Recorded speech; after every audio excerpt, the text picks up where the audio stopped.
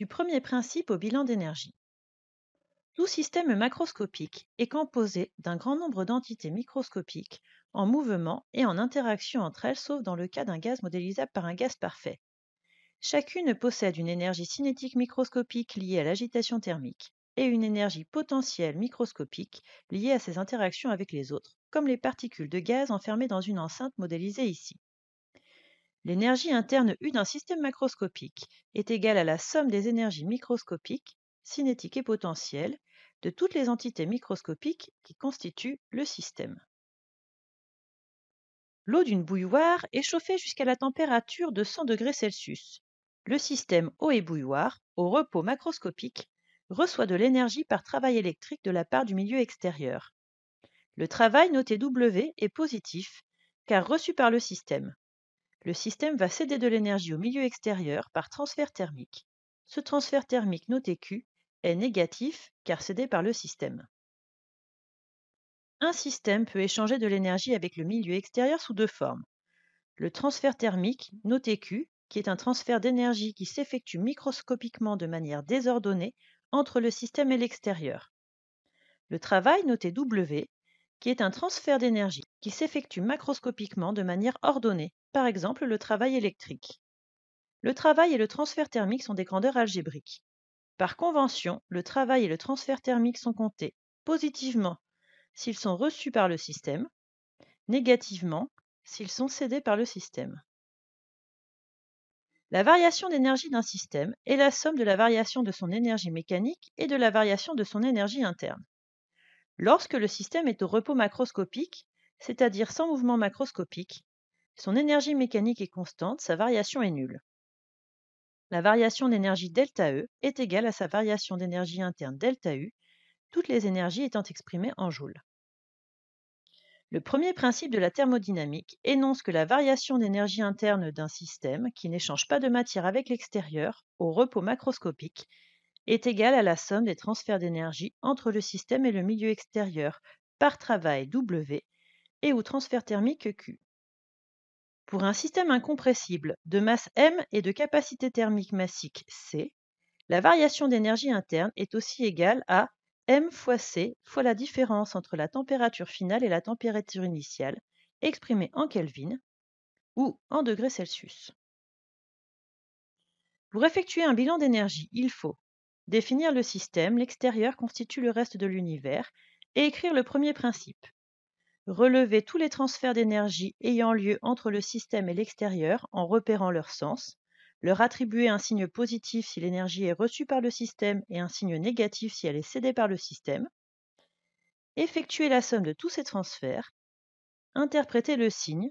Si la somme est positive, l'énergie interne du système a augmenté. Si elle est négative, l'énergie interne du système a diminué. Application. Pour chauffer l'eau d'une piscine, on utilise une pompe à chaleur. Elle fonctionne comme une machine cyclique. Au terme d'un cycle, la variation d'énergie interne ΔU du système fluide frigorigène contenu dans la pompe à chaleur est nulle. Cette pompe transfère une énergie sous forme de transfert thermique depuis l'air extérieur vers le fluide frigorigène, noté QF, est égal à 14 fois 10 exposant 8 joules. Pour cela, le compresseur transfère un travail au fluide frigorigène, noté WE, est égal à 6 fois 10 exposant 8 joules. Que vaut QC, l'énergie transférée par le fluide de la pompe à chaleur à l'eau du bassin de la piscine? Le système au repos macroscopique est le fluide frigorigène. D'après le premier principe de la thermodynamique, on peut écrire que la variation de son énergie interne est égale à la somme des transferts d'énergie entre le système et le milieu extérieur par travail W et transfert thermique Q, ici égal à 0. Le fluide frigorigène reçoit un transfert thermique depuis l'air extérieur, QF. Il reçoit un travail électrique depuis le compresseur, WE. Le fluide frigorigène transmet de l'énergie à l'eau de la piscine sous forme de transfert thermique, QC.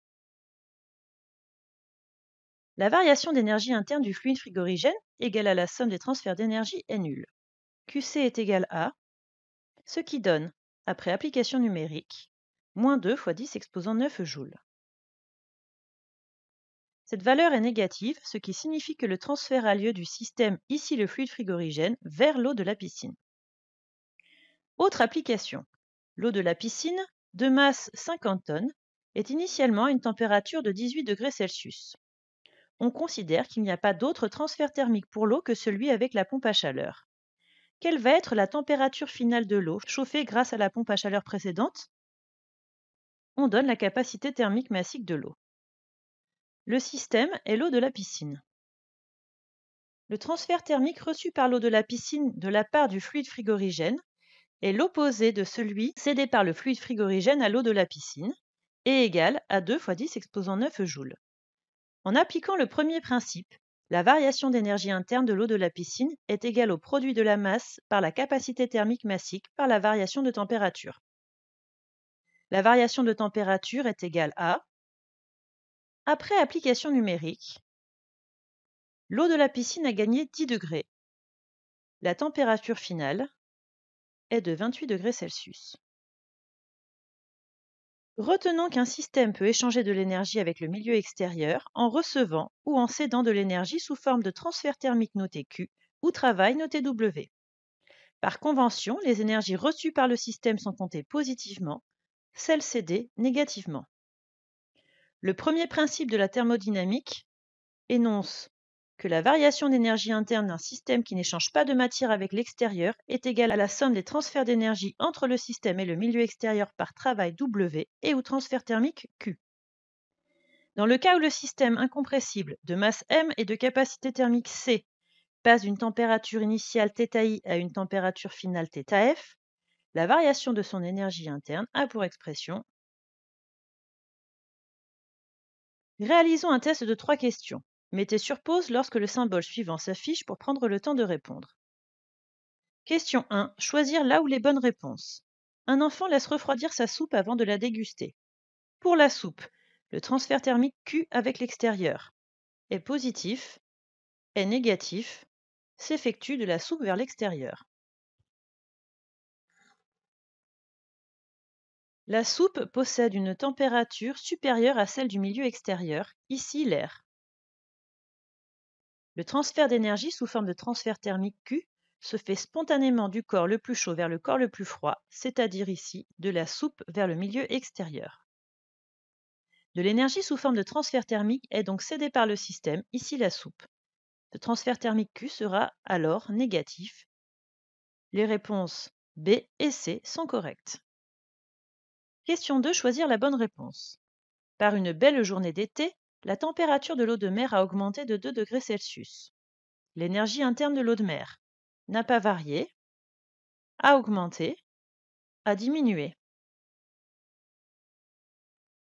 Il y a 2 façons de répondre à cette question. L'eau de mer ici se réchauffe, elle reçoit de l'énergie sous forme de transfert thermique du milieu extérieur, qui sera comptée positivement car reçue par le système. D'après le premier principe de la thermodynamique, la variation d'énergie interne ΔU est égale à la somme des énergies échangées par le système avec l'extérieur pas travail W et ou transfert thermique Q. Ici, il n'y a pas d'échange sous forme de travail. La variation d'énergie interne est donc égale au transfert thermique Q et donc positive. UF est supérieur à UI. L'énergie interne de l'eau de mer a augmenté. La réponse B est correcte. On peut raisonner autrement. La variation d'énergie interne de l'eau de mer est donnée par la relation suivante. La variation de température est positive. La variation d'énergie interne également. UF est supérieur à UI. L'énergie interne de l'eau de mer a augmenté. La réponse B est correcte.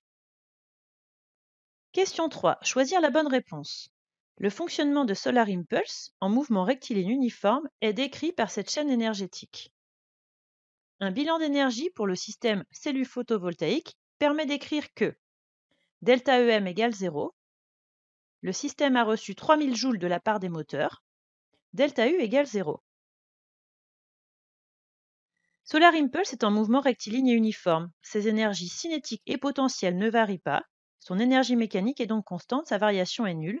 La réponse A est correcte. Le système cellule photovoltaïque cède 3000 joules au moteur. Cette énergie sera comptée négativement car elle est cédée par le système. La réponse B est erronée.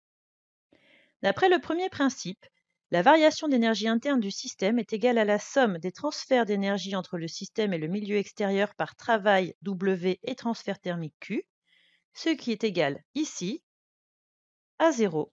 La variation d'énergie interne ΔU est nulle. La réponse C est correcte.